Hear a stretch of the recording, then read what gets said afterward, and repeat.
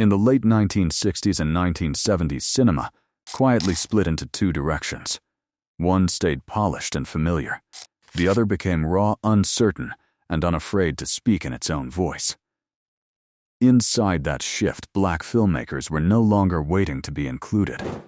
They were building their own cinema, telling stories that had been ignored for too long. What came out of that era wasn't just a movement. It was a change in perspective that still shapes film today. Putney Swope 1969 does not behave like a film that wants to be liked. It behaves like a film that wants to expose something. A chaotic satire where power advertising and race collapse into absurdity. When it released, audiences were not sure whether to laugh or step back.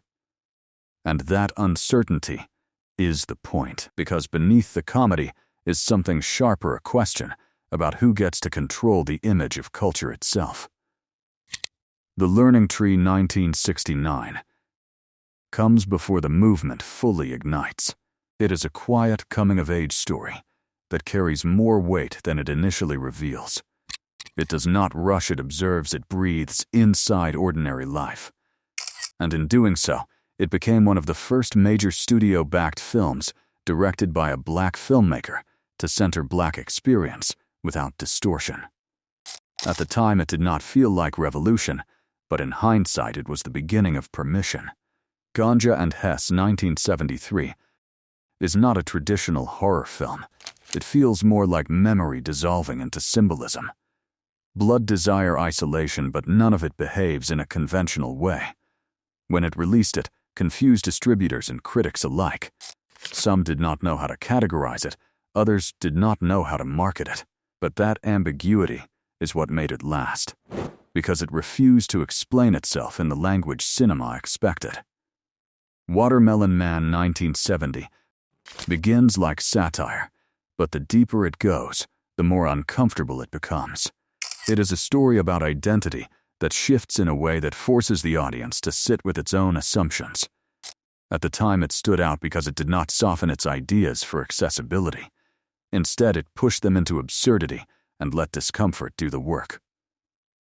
Uptight 1968 is inseparable from its era. It absorbs the political tension of the time rather than standing apart from it. There is no clean distance between story and society here. Everything feels immediate, reactive, unsettled. It reflects a moment when cinema was not just entertainment, it was argument. Cooley High 1975 shifts the tone into memory. It moves through youth, not as spectacle, but as lived experience. There is laughter, friendship, ambition, and underneath it a quiet awareness that life does not always continue the way it begins. Over time, it became a reference point for coming-of-age storytelling in black cinema, but at its core, it remained something simpler and more honest. Killer of Sheep, 1978, almost did not reach audiences for decades. Shot independently, it refuses traditional narrative structure and instead lingers in everyday moments, work exhaustion, small joys that do not announce themselves. It rejects the idea that black life needs dramatic framing to be meaningful. It simply exists, and that existence becomes the statement. Claudine 1974 is a love story, but not in the usual cinematic sense.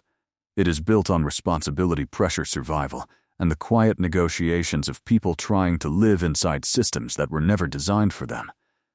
It stands out because it does not dramatize struggle, it normalizes it, and that shift carries its own weight. Hell Up in Harlem 1973 continues the urban crime wave of early blaxploitation cinema. Beneath the action there is something more structural, a reflection of power, loyalty, and consequence inside systems already breaking apart. Audiences came for genre, but what they found was tone-sharp, stylized, and uncompromising. Black Caesar 1973 follows a rise and fall structure, but not in the traditional tragic sense. It moves with confidence, then slowly reveals the cost of that confidence. At release, it was seen as entertainment, but later it became a study of ambition under pressure and identity, shaped by systems that reward violence before reflection. Cotton Comes to Harlem 1970 blends humor, crime, and cultural observation in a way that does not settle into a single category. It reflects a transitional moment in black cinema where tone itself was being tested. That experimentation becomes its identity because it refuses to stay in one emotional or narrative lane. Shaft 1971 arrives and introduces more than a character. It introduces presence, confident style control, all framed in a way mainstream cinema had rarely centered before. But beyond surface appeal, its impact is structural, because it opened the door for a wave of films that understood black audiences did not need translation, they needed representation. Sweet Sweetback's Ba Das song, 1971, is where everything changes. Not because it is polished, it is not. Not because it is comfortable, it refuses to be, but because it was made outside the system that previously controlled what stories could exist. It is independent, defiant, and structurally disruptive, and its influence does not come from acclaim, but from necessity. What ties all of these films together is not style or budget or even era. It is intention. A refusal to let representation be filtered through distance. A refusal to make stories acceptable before they are truthful. And over time, that refusal did not just shape black cinema, it reshaped cinema itself. Quietly, but permanently.